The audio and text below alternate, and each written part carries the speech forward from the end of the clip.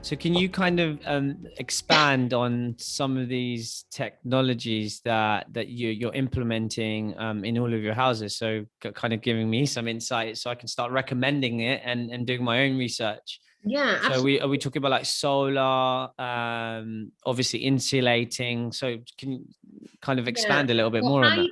Exactly. So high level of insulation is the very basic. So when we are actually doing a property, we were already bringing everything back to brick. So we would remove absolutely everything and then just start from there. So every property you buy, you do that. That's back to brick. Yeah. Every single one. Every single one.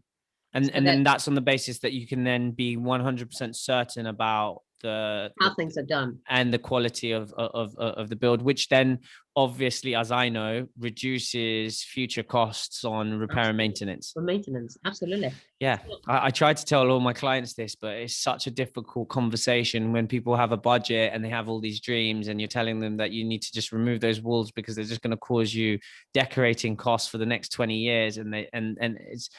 I find it really difficult to sometimes, try to educate people without them thinking I'm just trying to make more money. Yeah, absolutely. But it is extremely important. And then what you want an asset. You don't want a liability or an albatross around your neck, is it? So I want a house and I'm going to give to someone. And for the next 20 years, I don't want to worry about anything. I don't want to have to worry about. I know that if there is, one of the traditional things is we will buy a house that has been run by our landlord, yeah?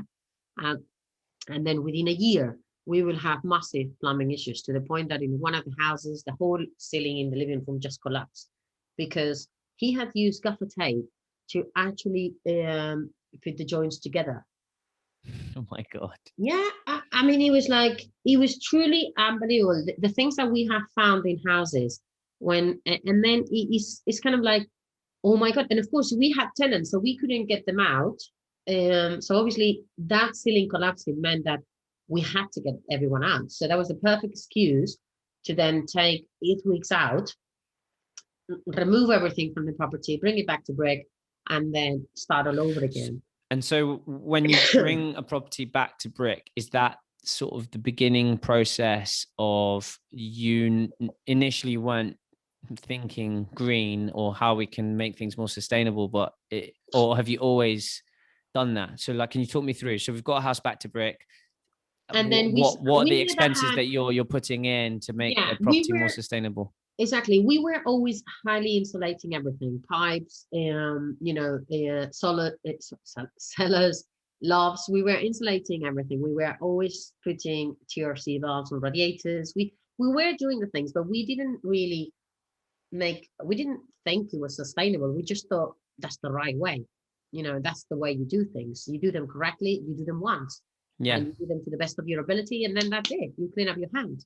So we never thought that it was there. What we did over COVID was looking into solar technologies, heat pump, ground pump, insulation panels. We started looking into thicker insulations and less compact insulations, which had a much better density. Then we started to look at technologies to clean up the radiators to make sure that they run more effectively. Then we started looking at things that they were quite innovative, and I was quite like, oh my God, can you imagine? There's loads of things that I used in the commercial world that are not in the domestic setting. Yeah. And then you think, and I was thinking there, I'm thinking, please bring it to the residential area. Please bring it to the residential area, because the difference were amazing.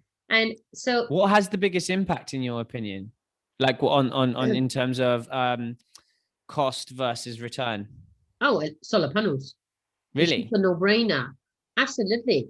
You're talking about a traditional installation, Russell. You're talking about between £3,000 to £6,000, depending on the size of the house. Yeah. Yeah. You get your money back in nothing. It's a no-brainer. A normal house will just. So what? So when everyone's spending all this money on a new floor or whatever, what about on piped underfloor heating? Underfloor heating, yes, 100%. 100%. So some of my customers are probably listening to this, or some of my future customers, and they're thinking, what is going on? So name me, what are the top 5 for every client, for every property that we strip back has to have this, for based on the fact that you spend it now, you have it back in less than a year. I'm not sure back in a year, all of the Okay, it's 3 years. Because the sustainable approach is actually an approach that is based on the and situation, where it's just little by little. You start saving here and here and here and here. Yeah. Sorry. I know I was being very optimistic there. Very, very optimistic, I'm afraid. But yeah. Okay, 10 years, over the grand scheme of 10 years, not only has it paid itself off, it's also saved you so much money. Like in terms of a 10-year investment on a property. Although what I'm finding in London is most people, unless it's their forever home, won't think more than 5 years. It's generally 3 or 5. It seems like the average in London. So I will put on the floor. Look, I will just clean your radiators, flush your radiators, and then just have them clean. Yeah, that's a straight away number one. I would do that to absolutely every single person. If you are doing a brand new thing, just change your pipe. Just change your if you are taking a house back to brick, put on the floor heating 100%. And do you use plastic pipes, or do you use copper pipes? No. We use plastic pipes. Okay, and insulate them as well. And then yes, that's right. So plastic pipes, insulate. If you're not replacing the plumbing, then you're cleaning all the radiators out. What are we using to clean the radiators?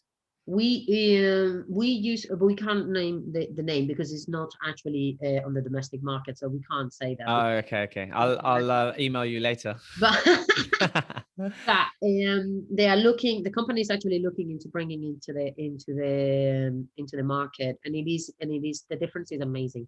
The heat that actually produces and the heat waste solve is just amazing. So basically, yeah, so we will just flush your radiators. Make sure you have a power flush in your radiators completely. If you are replacing piping, and I would always say, especially if you have a house that has not been rewired in 10 years, just bring it back. Just remove everything and just upgrade it. And this is Raquel Cadal. If you have any more questions or want to know a little bit more about how we work and how we can potentially work together, just drop me an email at thegreenlandlady@gmail.com. Thank you very much and have a good evening.